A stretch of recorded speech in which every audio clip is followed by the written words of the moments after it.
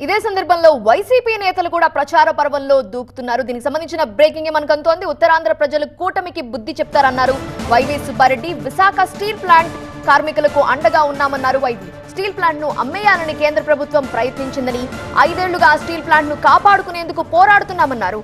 Steel plant పై ఉత్తరాంధ్ర ప్రజలకు TDP Janasena సమాధానం చెప్పాలన్నారు YV. మొత్తం అనకాపల్లే కాదు, విశాఖపట్నం కాదు, అరకు లాంటి వెనుకబడిన ప్రాంతంలో కూడా ఎటువంటి అభ్యర్థులు పెట్టారు అనేది ఒక్కసారి ప్రజలు గమనిస్తున్నారు. మరీ ముఖ్యంగా ఉత్తరాంధ్ర ప్రజలు గమనించి దీనికి సరైన సమాధానం కూడా చెప్తారు రేపు జరగబోయే ఎన్నికల్లో అని చెప్పి ఈ సందర్భంగా చెప్తున్నాం. ఎందుకంటే ఉత్తరాంధ్ర ప్రాంతానికి సంబంధించి మరీ ముఖ్యంగా విశాఖపట్నం పరిసర ప్రాంతాలకు సంబంధించి కూటమి పేరుతో వస్తున్న వీళ్ళ ముగ్గురు బీజేపీ, తెలుగుదేశం, జనసేన సమాధానం చెప్పాలి.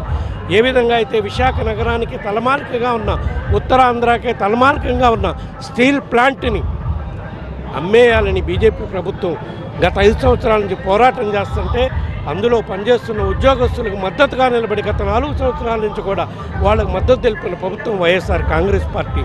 సాక్షాత్తు ప్రధానమంత్రి విశాఖ పర్యటనకు వచ్చినప్పుడు లక్షలాది మంది ప్రజల సమక్షంలో కూడా వారు గౌరవ ముఖ్యమంత్రి గారు చెప్పారు, రాష్ట్ర ప్రయోజనాలు కాపాడటంలో కానివ్వండి, విశాఖ స్టీల్ ప్లాంట్ కాపాడుకోవటంలో కానివ్వండి, మా ప్రభుత్వం ఎక్కడ కాంప్రమైజ్ కాదు, అన్ని విధాలుగా కూడా పోరాటం చేస్తామని చెప్పారు. ఇప్పుడు ఈరోజు తెలుగుదేశం పార్టీ, జనసేన పార్టీ విశాఖ ప్రజలకే కాదు, ఉత్తరాంధ్ర ప్రజలకు సమాధానం చెప్పాల్సి ఉంటుంది.